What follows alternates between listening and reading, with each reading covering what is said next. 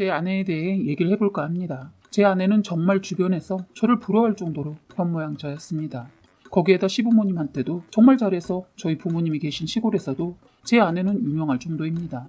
어머니 친구분들은 표부상을 줘야 하지 않냐는 말도 나올 정도였습니다. 그런 아내가 너무 고마워서 처가에 저도 잘하려고 최선을 다하고 제 가정에도 충실하려고 많은 노력을 했습니다. 총각 때도 둘만 좋으면 다 좋아서 결혼해도 그럴 거라 생각했는데 신혼 때 많이 부딪히는 일로 싸우기도 했었는데 그럴 때마다 아내는 천사였습니다. 다 참고 지혜롭게 넘겨주더군요. 그래서 쌓아온 결혼 생활 20년 동안 정말 거짓말 같지만 크게 한 번도 싸우지 않고 지냈습니다. 아내가 집에서 워낙 내조를 잘해줘서 저는 일만 열심히 하면 되었답니다. 그렇게 20년을 같이 살다 보니 서로 싫고 좋음이 보이고 서로 눈치껏 배우자를 위해 최선을 하면서 살았는데 어느 날부터 애엄마가 달라지기 시작한 겁니다. 이사해서 알게 된 동네 언니라는 사람을 알게 되면서 자꾸 밖으로 돌기 시작하더군요. 나가기만 하면 술을 먹고 와서 그것도 이상했습니다. 그러더니 날이 갈수록 밥때가 되어도 들어오지 않는 날이 점점 많아졌어요.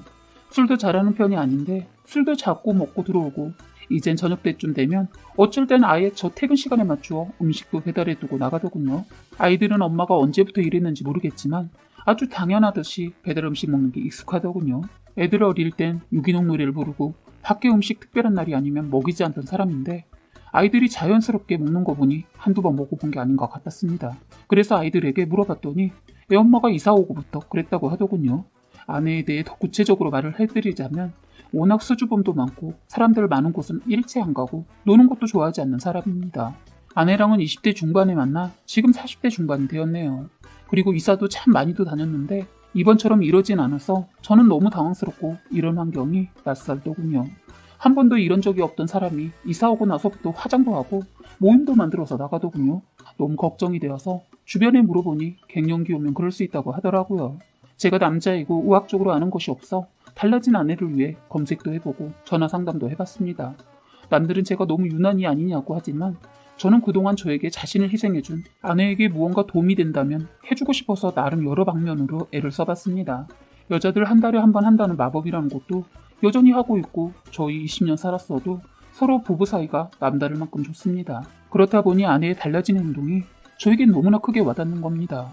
자신보다 가족이 우선이었던 사람, 시댁에 형님들 둘이나 있는데도 막내라고 깨부리지 않고 먼저 희생을 자초해서 열심히 살아온 아내였습니다. 저는 이 사람이 이젠 지쳐서 그런가 싶어서 아내의 지인도 제가 아는 분이 몇 있어서 물어보기도 했는데 전혀 아내의 상태를 모르고 있고 이상한 건 이사 오고 나서 자주 하던 연락은 끊겼다고 하더군요.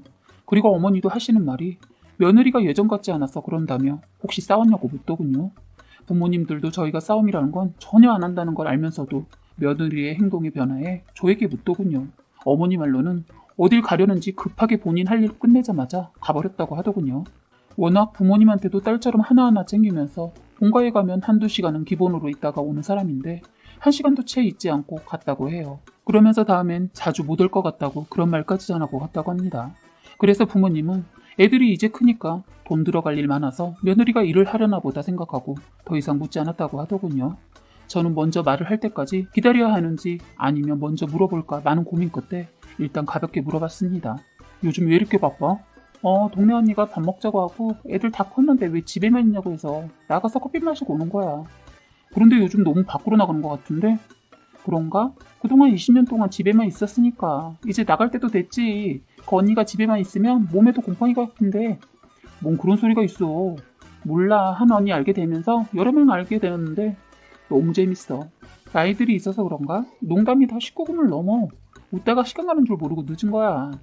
애들이 밥을 너무 쉽게 먹는 것 같은데? 그동안 좋은 걸로 다 먹여놔서 이젠 그 정도는 괜찮아. 아니, 나는 밖에서 약속 있어서 못 온다지만 그래도 애들은 엄마 밥이 최고지. 지금이 한참 먹을 텐데. 왜 그래? 갑자기 영양제 다 챙겨 먹이고 있어. 너무나도 달라진 아내의 태도에 저는 할 말이 없었습니다. 애들 먹는 거에 유난 아닌 유난을 떨었던 사람인데 저렇게 말을 하니까 딴 사람이랑 말을 하고 있는 것 같았어요.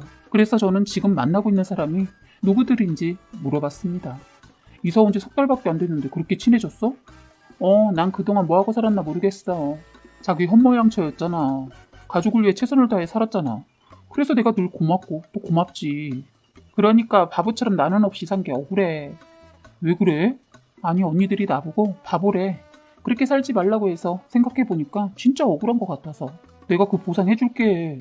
나도 이제 회사에서 인정받아서 안정되었고 애들도 자기 자리에서 최선을 다하고 있으니까 내가 이제는 당신을 위해서 살게 했더니 한 번도 볼 수 없었던 콧방귀를 끼면서 어느 세월에 하면서 지갑 들고 또 나가더군요. 술 얘기도 하려고 했는데 아내의 모든 행동이나 말들 때문인지 어리둥절하고 있다 저는 아내가 나가고 한참 후 뒤따라 가봤습니다. 이미 그 언니라는 사람들과 약속이 되어 있었던 것 같았습니다. 호프집으로 자연스럽게 들어간 아내는 언니라는 사람이 따라준 소주를 원샷하는 걸 보고 깜짝 놀랐습니다. 아내가 원래 술을 좋아하지도 않지만 잘 먹지도 못해서 먹어봤자 맥주 500 하나 시켜놓고 서너 시간 버티는 사람이었는데 저는 그 모습을 보고도 도저히 믿겨지지 않았습니다. 그래서 아내의 모습을 더 지켜보기 위해 옆 상가 위층으로 들어갔어요. 다행히 아내가 창가 쪽에 자리를 하고 있어서 아내를 지켜보는 것은 어렵지 않았습니다. 그런데 그러고 있는 제 모습이 너무 한심하고 뭐하나 싶어서 그냥 일어서려 하는데 그때 그 자리에 어떤 남자 2명이 합석을 하더군요. 한 남자가 아내 옆에 앉더니 스킨십이 아주 자연스럽더라고요. 너무 놀라서 일단 폰을 들어 찍고 자리에 일어나 뛰어내려가 서둘러 그 술집으로 갔습니다. 문을 열고 들어서자 아내가 저를 보자마자 그 남자 손을 뿌리치면서 고개를 푹 숙이더군요. 아마도 이 사람은 제가 알고 온 줄 모르고 잠깐 숨은 듯 싶었습니다. 저는 그 자리에 가서 김미선 하고 크게 이름을 불렀습니다. 아내는 몸을 움찔했지만 고개를 들지 않았어요. 함께 있던 사람들은 저 사람 왜 저래 하는 식으로 바라보고 앞에 있던 여자는 아내의 이름을 제대로 아는지 그 여자도 고개를 숙이더군요. 그런데 갑자기 옆에 앉아있던 남자가 벌떡 일어나더니 야, 너 뭐하는 새끼야? 욕부터 날리더군요. 나 저 여자 남편이다. 왜? 이 여자 김미선 아닌데? 사람 잘못 본 것 같은데? 가던 길 가. 하더군요. 저보다 7살 많아 보이는 남자가 건달스러운 말투로 말을 하더군요. 저는 알고 이름을 불렀지만 그 사람은 아내가 이름을 속였기 때문에 제 행동이 무례했다고 생각했던 모양입니다. 고개만 푹 숙이고 있던 아내를 보니 더 화가 치밀어 올랐습니다. 너 이러려고 저녁에 나갔던 거야? 친한 언니가 남자였냐? 했더니 그 남자 내 멱살을 잡더니 이 여자 김미선 아니라고 했지? 그 남자가 더 강하게 내 멱살을 잡자 그때서야 고개를 들어 오빠 하지마. 우리 남편 맞아. 하는 겁니다. 오빠라는 말에 어이가 없어 탁자에 있는 맥주를 들어 아내 얼굴에 뿌렸습니다. 그랬더니 아내 옆에 있던 남자와 일행인 남자가 저를 팰기세더군요. 순간 탁자를 한번 들었다 놨더니 테이블 위에 있던 컵이며 안주가 순식간에 바닥에 떨어지면서 깨지고 난리가 아니었죠. 제가 남편이라는 걸 확인한 남자는 그 자리를 도망가지 않고 꼬리를 내리더니 아 형씨 내가 실수를 했네. 그리고 난 정미라고 알고 있어서. 그리고 오해하지 마셔. 우리 사이클 동호회 회원들이야.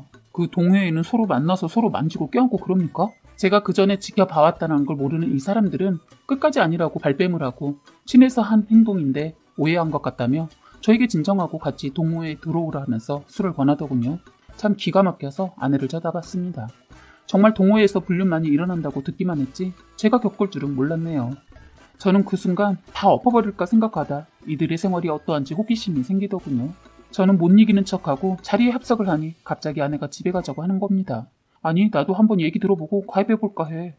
했더니 아내는 더 안절부절하더군요. 많이 어색한 분위기 속에 얘기를 하려고 하는데 같은 동호회 회원으로 보이는 사람 몇 명이 또 오더군요. 이제 막 도착한 이들은 제가 아내의 남편인 걸 모르고 농담을 하기 시작하는 겁니다. 제가 인사도 건네기 전에 제가 새롭게 가입한 회원으로 착각하고 이런저런 농담을 하는데 어이가 없는 소리를 하더군요. 아내와 그 오빠라는 둘 사이를 두고 연애 어쩌고 썸이냐 따지고 묻더군요. 저는 밝은 표정을 하면서 저도 그 농담에 합류를 했네요. 둘이 진짜 잘 어울리네요. 했더니 나중에 온 3명 중에 한 명이 갑자기 내가 그럴 줄 알았어. 내가 저 둘 모임 끝나고 거기 가는 거 봤잖아. 저는 그때 이성의 끈을 놓아버렸습니다. 그 남자를 방패 삼아 숨어있는 아내의 머리와 옷을 잡아 끌어 바닥에 내동댕이 쳤습니다. 나중에 온 참석한 그들은 놀라서 말리면서 욕도 오가고 서로 싸움까지 갔습니다.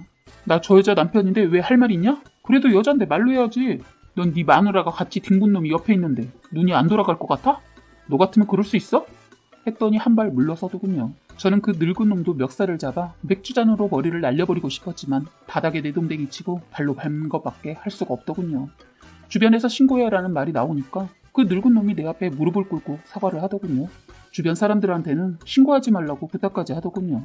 왜? 너 마누라 속이고 이 짓해서 이혼 당할까봐 그러냐? 네 둘 내가 끝까지 가만 안 둔다. 그때 경찰이 도착했고 다 같이 조사를 받았습니다. 이놈 알고 보니 상습범이었더군요. 등산 동호회에서 이런 짓 하다 잘려서 이젠 사이클 동호회에 가입을 해서 아내처럼 순진한 아줌마들 꼬셔서 돈 뜯어내고 했던 전과도 있는 놈이었습니다. 아내가 제대로 걸린 거죠. 아내 뒷조사 뚝 해보니 저 모르게 비싼 거 모아뒀던 거 다 그놈한테 다 줬더군요. 제가 늦게 알았다면 앞으로 적금 만기되는 것도 그놈 손에 넘어갈 뻔했습니다. 집안의 폐물은 이미 다 팔아서 알게 된 언니 집에 옷이며 사이클 다 쟁여놨더군요. 물건이 너무 많이 쌓이니까 그 언니라는 사람과 원룸까지 얻어서 물건을 거기에 숨겨놓을 계획까지 세웠더라고요. 이사와서 돈이 너무 많이 들어간다며 대출을 조금만 받으면 안 되겠냐고 물었었는데 다 계획이 있었던 겁니다. 애들 학원비라고 준 것도 유용비로 다 달리고 술값에 옷에 자전거에 대단한 일을 저지르고 있었더군요. 그 짧은 석 달이라는 시간에 20년의 긴 세월이 한순간에 다 사라져버렸습니다. 아내의 바닥을 보고 나니 믿음과 신뢰 같은 건 전혀 남아있지 않았습니다. 아이들도 사실을 알게 되면서 엄마를 버러지 취급하고 온갖 처가 다 알게 되어 지금은 어디서 뭐하고 사는지 모릅니다. 이혼하고 바로 잠적해버렸거든요. 죽지 않았다면 어딘가는 살고 있지 않을까 싶습니다. 후기 사연 있습니다. 참 소름 돋는 얘기를 하려고 합니다. 하루아침에 사라진 아내에게서 전화가 왔습니다. 돈을 요구하더군요. 원하는 돈이 없으면 자기는 마저 죽는다고 살려달라고 하더군요. 아내 전화를 추적해서 알아보니 허름한 방 하나 있는 곳에서 지내고 있었습니다. 20년을 같이 살아온 정을 무시 못해서 그런지 아내 모습을 보고 뭉클했습니다. 그런데 그 감정도 잠깐이었네요. 방구석에 이불이 펼쳐져 누가 누워있는 것 같다 보니 그 오빠라는 사람이었습니다. 그 사람 약물 중독에 도박에 미쳤다고 아내가 그러더군요. 겉으로 봐도 아주 처참했습니다. 아내도 이젠 어느 정도 약물에 중독이 되어 있는 것 같더군요. 알코올 중독까지 되어서 예전의 모습은 전혀 찾아볼 수 없는 몰골이었습니다. 저를 피해 도망온 것이 그놈 집으로 와서 살고 있었더군요. 아내는 의도치 않게 약물을 복용하게 되면서 중독되어 이제는 약이 없으면 안 되는 상황에 처하자 저에게 전화를 했던 겁니다. 저는 바로 신고를 했고 아내는 지금 감옥에서 벌을 받고 치료 중에 있습니다. 아내와는 이것이 끝이 아닌가 싶습니다. 뒷감당은 이제 처가에서 하기로 했습니다. 저는 아이들이 무사히 잘 커주기만을 바랄 뿐입니다. 사연은 여기까지였고요. 구독과 좋아요, 알림 설정 부탁드리겠습니다.